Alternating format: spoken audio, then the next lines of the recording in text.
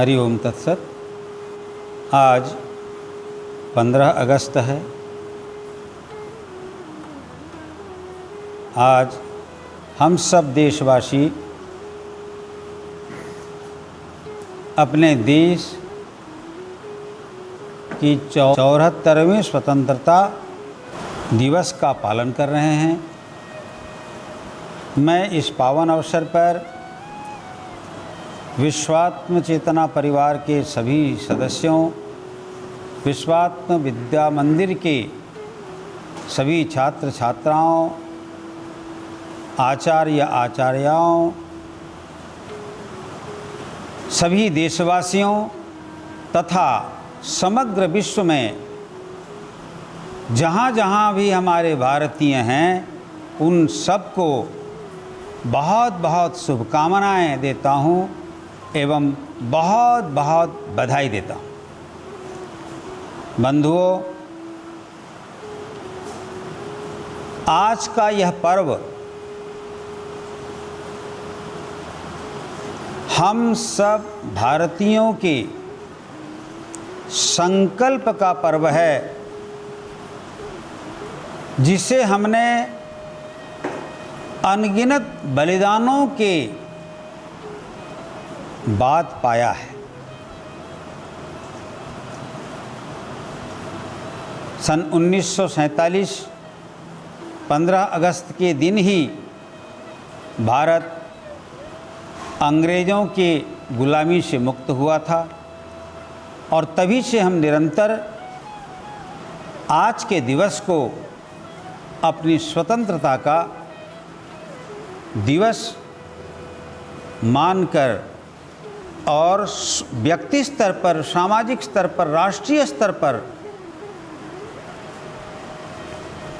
हम अपनी स्वतंत्रता का आनंद उल्लास के साथ अभिव्यक्ति करते हैं। आज हम स्वतंत्र हुए हैं, इसमें कोई द्विरुक्ति नहीं है, कोई दो मत भी नहीं है।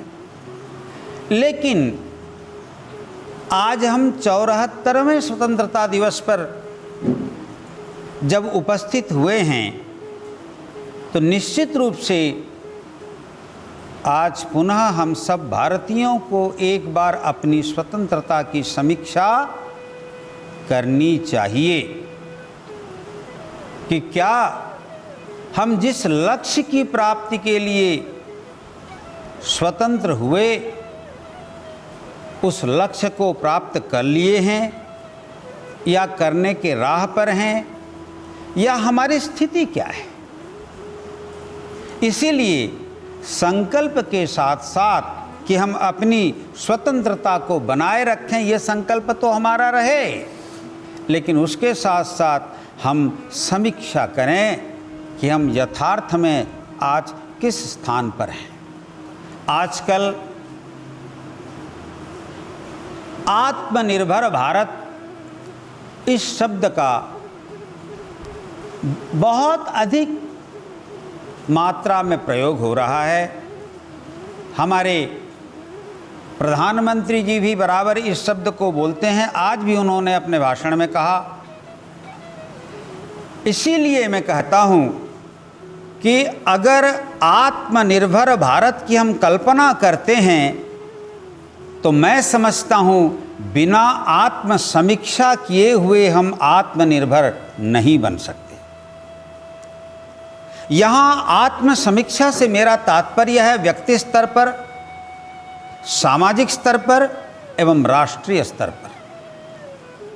तो आइए हम सब इस समीक्षा में अपने आप को नियोजित करें, तभी हम आत्मनिर्भर हो पाएंगे। आत्मनिर्भर अर्थात स्वावलंबी, आत्मनिर्भर अर्थात आत्म सामर्थ्य से परिपूर्ण। भारत आत्मनिर्भर हो और भारत का प्रत्येक व्यक्ति भी आत्मनिर्भर हो, यह स्लोगान आज का नहीं है, हमारे ऋषि मुनियों ने वैदिक युग से अब तक हमें ये उपदेश दिया और कहा कि स्वयं समर्थ बनो और स्वयं प्रकाश बनो। क्योंकि जो व्यक्ति असमर्थ होता है वह कहीं का नहीं होता और संसार सदैव सामर्थ्यवान व्यक्तियों के पीछे चलता है। हमने ये स्वतंत्रता जो प्राप्त किया ऐसे प्राप्त नहीं किया, इसके नेतृत्व लेने वाले व्यक्ति शारीरिक रूप से, मानसिक रूप से एवं आत्मिक रूप से सामर्थ्य थे।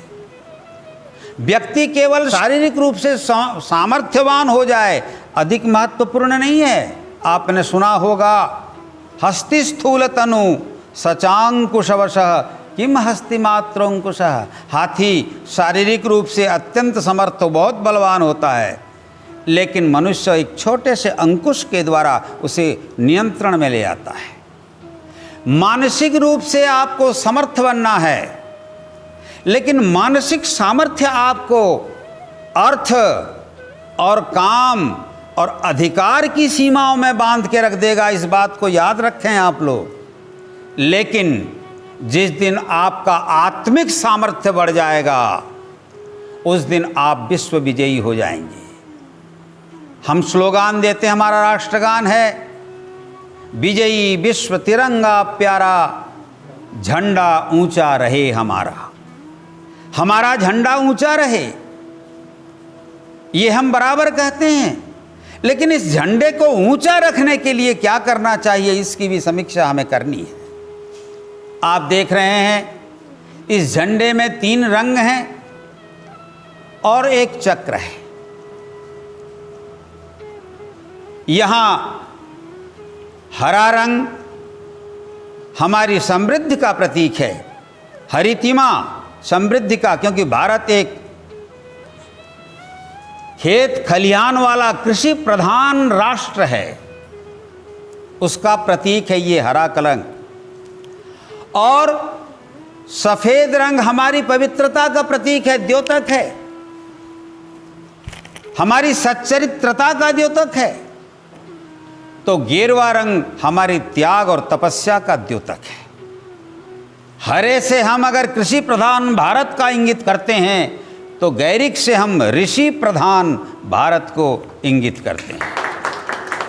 और कृषि और ऋषि के बीच में चरित्रवत्ता का, समरसता का, साधुता का और सत्य निष्ठा का प्रतीक ये सफेद है। और जिसके बीच में एक चक्र है जो समय का प्रतीक है,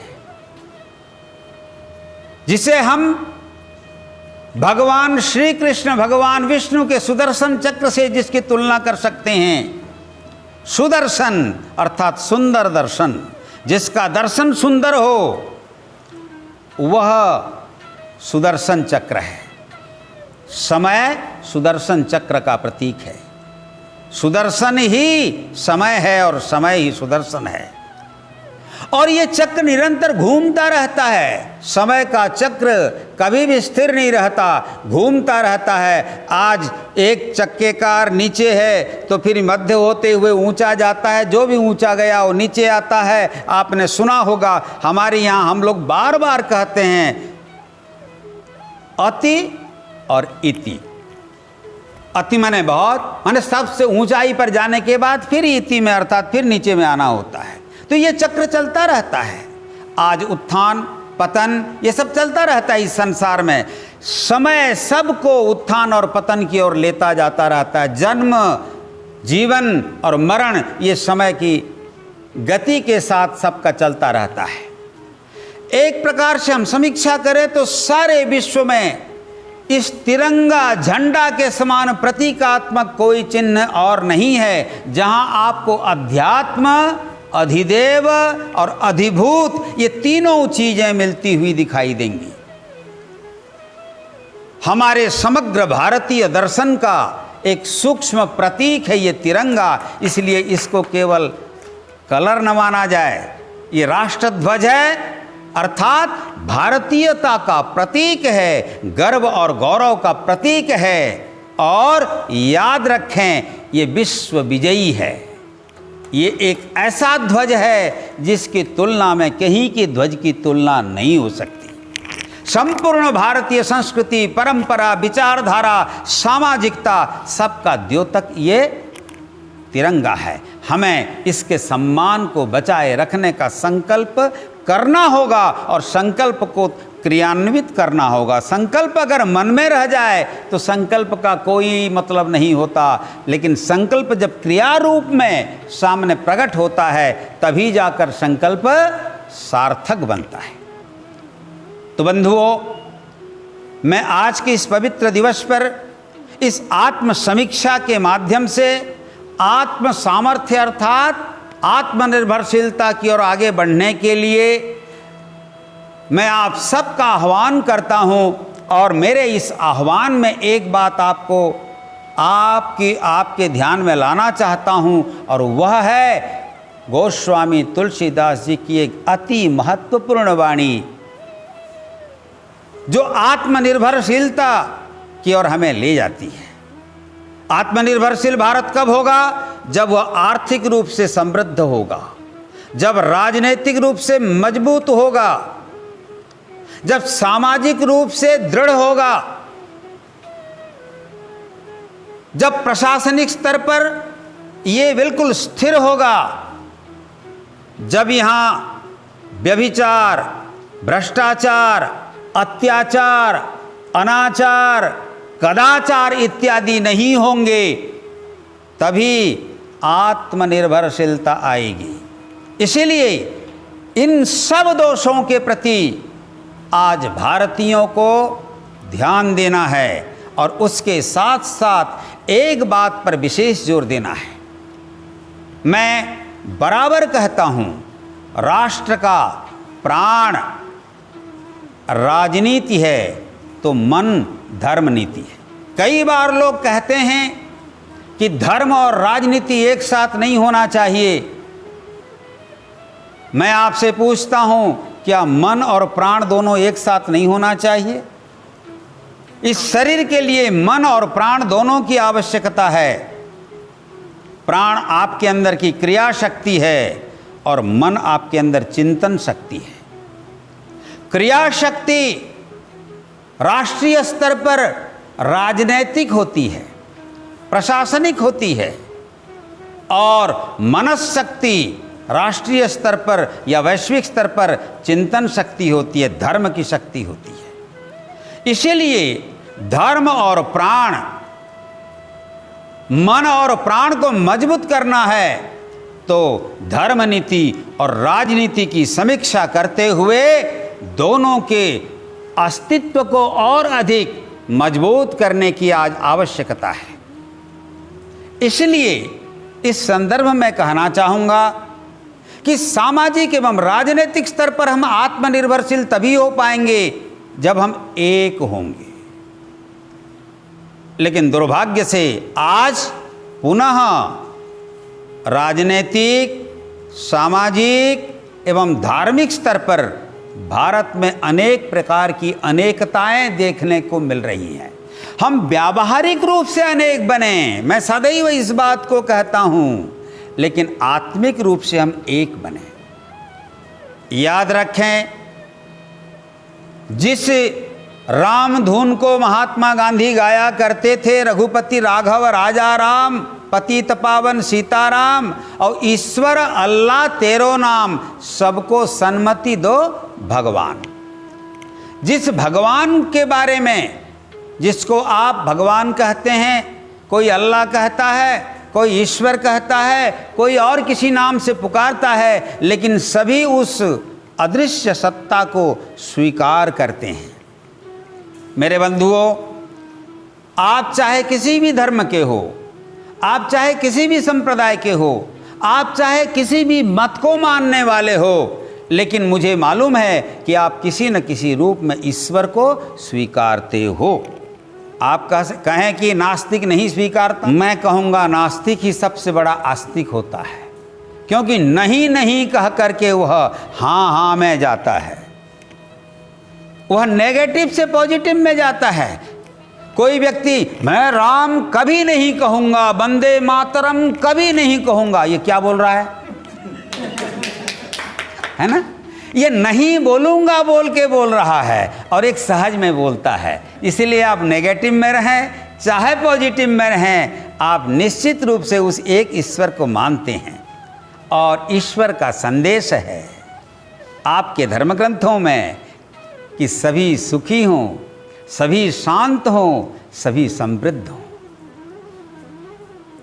सभी आत्मोत्कर्ष को प्राप्त करें। आपके सबके धर्म ग्रंथों में है, चाहे वह सनातन धर्म का धर्म ग्रंथ हो, चाहे मुस्लिम हो, क्रिश्चियन हो, किसी भी कोई भी धर्म ग्रंथ को उठा लो, कोई भी धर्म ग्रंथ दुख की बात नहीं करता।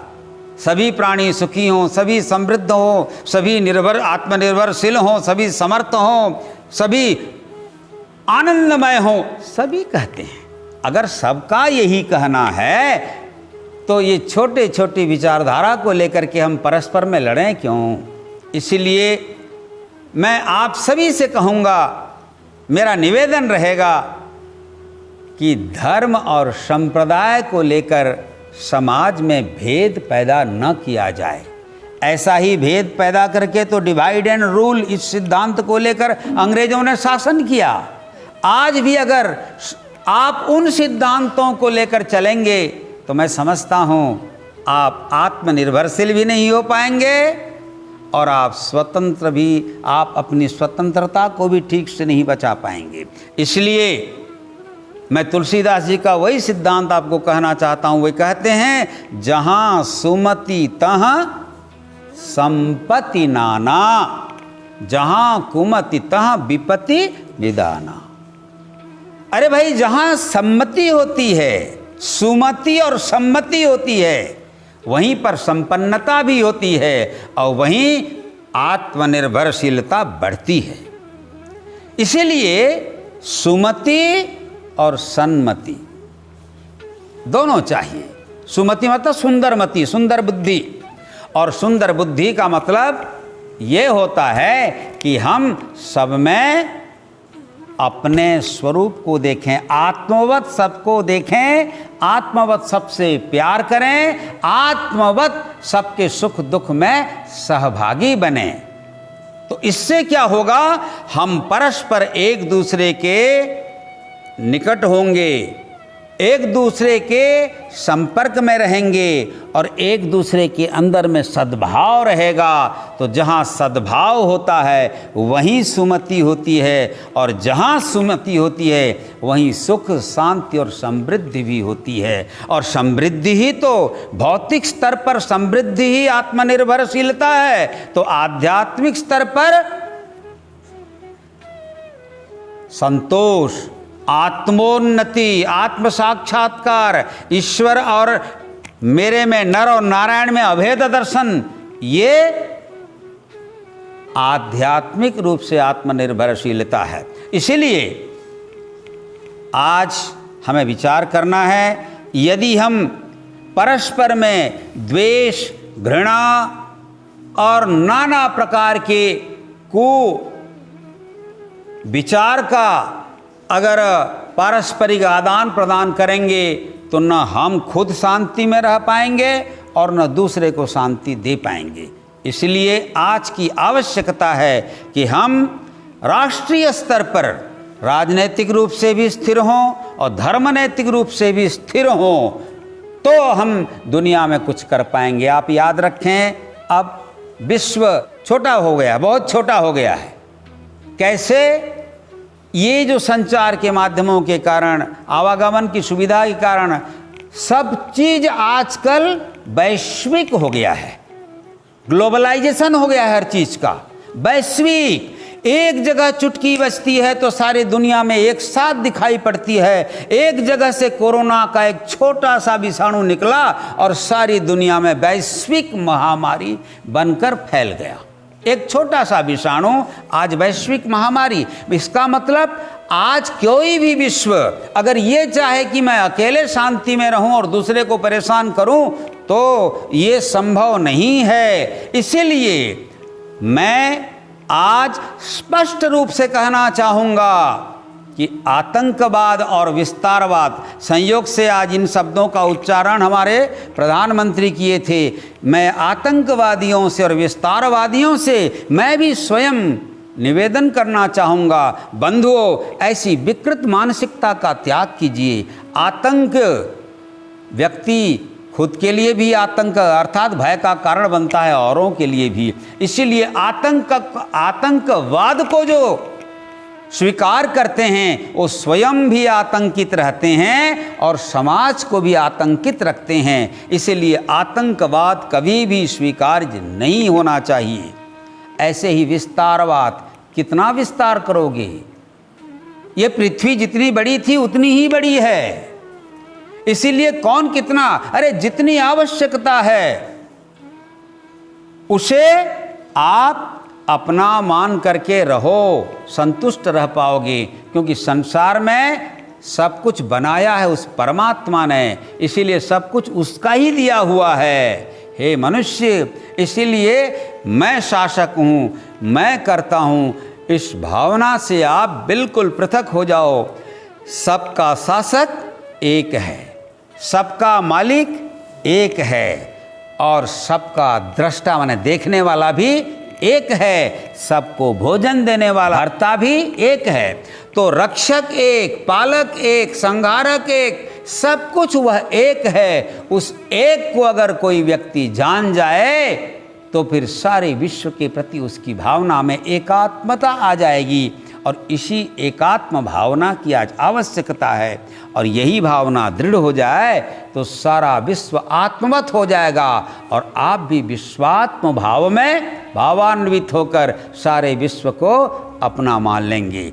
हम आत्मनिर्भरशील हों, भौतिक रूप से भी आत्मनिर्भरशील हों, आध्यात्मिक रूप से भी हम राष्ट्र नीति और धर्म नीति दोनों को हम समीक्षा कर जो संसार के लिए उपयोगी है ऐसे नीतियों का चयन करें और मानवता के विकास में उन नीतियों का विस्तार करें, तो ये संसार भी सुखी होगा, हम भी सुखी होंगे और सभी सुखी होंगे। मेरे अनुसार बंधुओं, धार्मिक होना अति उत्तम बात है, लेकिन धर्मांध होना उत्तम कभी नहीं है। इसीलिए मैं बार बार कहता हूँ, धार्मिक बनो पर धर्मांध मत बनो। धर्म को छोड़ो मत, क्योंकि धर्म छोड़ोगे तो धर्म छड़ा बोलते हैं ना, धर्म छड़ा हो जाओगे, मतलब तुम असुरक्षित हो जाओगे। क्योंकि धर्म ही सबको धारण कर रखता है और इस सत्य, न्याय, प्रेम, त्याग और बलिदान के प्रतीक इस राष्ट्रध्वज को भारत का धर्म ध्वज भी समझो। यह साधारण बात नहीं है। इसे व्यापक चिंतन के साथ देखोगे तो दिखाई पड़ेगा एक ही ध्वज में हमारा सब कुछ समाया हुआ है। तो आओ हम सब मिलकर अपने इस तिरंगे झंडे के गर्व और गौरव को बचाए रखें, बनाए रखें और सारे विश्व में भारत कैसे विश्व को मार्गदर्शन करे, विश्व का गुरु बने। इसलिए कृतसंकल्पित होकर आगे बढ़ें। हम सब भारतीय एक हैं। हम सब भारतीयों में जब एकात्मता आएगी तो वैश्विक स्तर पर ये एकात्मता फैलेगी और फिर देश वेश और सीमाएं मिटेंगी और ये समग्र ग्लोब, पूरी दुनिया एक हो जाएगी। हरिओम तत्सत, हरिओम तत्सत, हरिओम तत्सत। भारत माता की जय, भारत माता की जय, भारत माता की जय। वंदे मातरम, वंदे मातरम, वंदे मातरम। हरिओम।